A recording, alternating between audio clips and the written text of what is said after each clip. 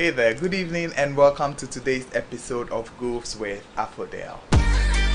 Right, so in today's episode we are going to be talking about a 2020 movie which was recommended by a couple of friends. They told me to see this movie to see whether I'll find goofs in this movie or not, about 5 friends. Now, I wasn't able to watch the movie over and over again, so today's episode is going to be shorter than all the other episodes because I watch the movie twice or 3 times or 4 times just to get enough goofs, but this one I didn't have a lot of time, so I watched it only once, and I blame a couple of people for this. I like to start with pajamas. Last week Wednesday after Goofs with Afodel, I called you and I told you that I was going to do this movie this week, and you had the movie, and I know that you have the movie, but you didn't give it to me. Bad friend like you. So I called a couple of friends. I called Ralph. He said he didn't have the movie. He gave me a link. I went there. I couldn't find the movie. I couldn't download the movie. Meanwhile, okay, now the trauma war cry is Vanessa. Vanessa, you told me to do this movie and you have the movie. You told me you have the movie. You have watched the movie. Now come and give me the movie. You said, oh, you come here on Thursday. So Thursday when you are coming. When you know that I should go to Afodel on Wednesdays.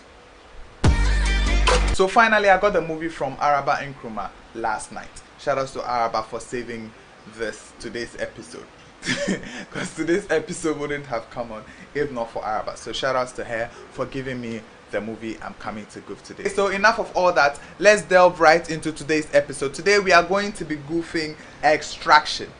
So let's just go on quick and get out of here. So the first thing I noticed is the first scene in the movie Extraction. So the first thing, there was a blood stain on the main character's face, Tyler something, I don't know.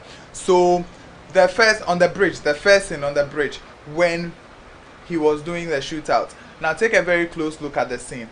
In this scene you see the blood on his face, and then the next scene, how the blood was on the face had changed. Somehow the blood stain on the face had changed, which I feel they didn't put enough work into that, whoever was in charge of whatever. So let's delve right into the next goof. So the next goof was when the main character was going back to wherever he lived. There was a wide shot that showed the trunk, the car that I was driving, the trunk of the car that I was driving. There was nothing in the trunk, okay? Now when he got to his destination, wherever he was going, he got down from the car and picked the shirts from the same trunk that they had said there was nothing in the trunk. Now let's take a look at this. So over here you see the trunk, it's empty, really empty. He gets to his destination, gets down from the car, walks back to the trunk, picks up a shirt. Really? My continuity people, really? And I saw this on the first time I was watching the movie. The first time. Because I watched this movie just once. Just once. Extraction. Let's go to the next one. So the next one, just that same scene, okay? When Nick came to brief him about whatever the mission they are supposed to go on. Now, his first aid box. There was a shot where his first aid box was open and he was applying, first aid. And then he got up, they were talking along the line. In that same scene, another shot, the box was closed. Take a look at this. So in this shot, you see that the box is open. Okay. Now, there was no scene or at no point did the film show say he was closing the box or whatsoever. The next thing we see was that the box was closed automatically. Continuity people. Next thing, however, the same scene. Now take a close look at the chopping board in the same scene. Let's have a look at it. The chopping board. There's this thing, I don't know whether it's bread or just flour or something. You see, in this scene it was just lying just by the chopping board, not on top of the chopping board, just by the chopping board. If you look at it closely. Now they change shots and that same thing automatically falls on the chopping board. Mind you, in this scene nobody had gone there around where that thing is. Not at all. So how did this happen? People, look, the director is busy. Okay? Busy thinking about the script, interpreting the script on paper, and the missing scene. the set designer. This one is the set designer. You've designed your set.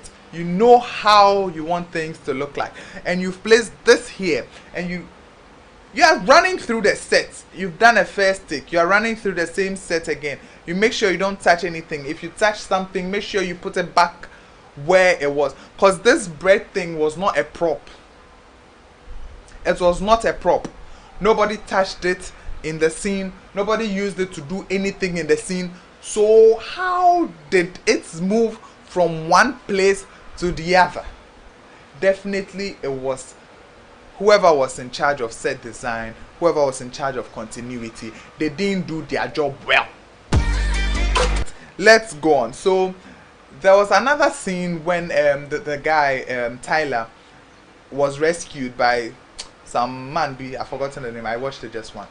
So when they went to the man's house and they were there, they were having a conversation. The man poured him a glass of wine and he poured himself another glass of wine. So the glass automatically was supposed to be 2 glasses. Poured one, and then we only saw one glass. When he got up, we saw just one glass, and they changed shots and the glass became 2 again. Look at it. So he poured a drink, and then when he got up, you could see that only one wine glass over there. Okay, now they changed shots to an OSS, and then the glass became like 2 glasses automatically. Like at what point? And now you come back to the same shot, a different shot, the same scene, and he hadn't come back to the table. How then did the glass that he had taken away come back to the table? Continuity, people. I'm thinking of flying to Hollywood to be employed as a continuity person. Anyway, these things happen. I'm a filmmaker myself. These things happen.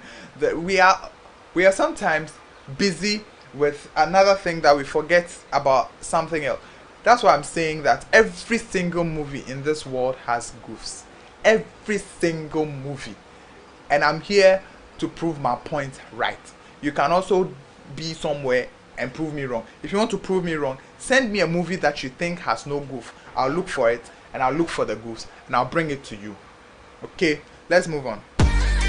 The next goof, which is my last goof for this episode.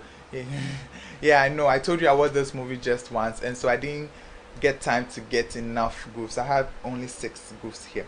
So the last one was the same scene in the house. Okay, the same house, not the same scene, but the same house. There was another scene where they were fighting.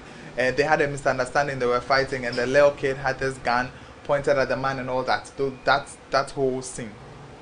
If you've seen Extraction, you know the scene I'm talking about. So when the small boy pointed the gun at the man and all that. Now look carefully at the scene. I'm going to show it to you right now. So look carefully at the scene. You could see this stick. I don't know whether it's a stick or a gun or something, black something, be lying just by the man. And then when the man was coming towards him and he shot the man, and the man fell in the chair, that thing was gone. At what point did the people? These are all the goofs I have, and so we are closing today's episode quite short. So please, the next episode is going to be longer. So if you found this interesting, please share it to someone. If you think there's a movie without a goof, tell me. Give me the title of the movie. I'm going to look for it. I'm going to find it, and I'm going to bring it to you. Because I believe that every single movie has a goof. People are not doing their work right.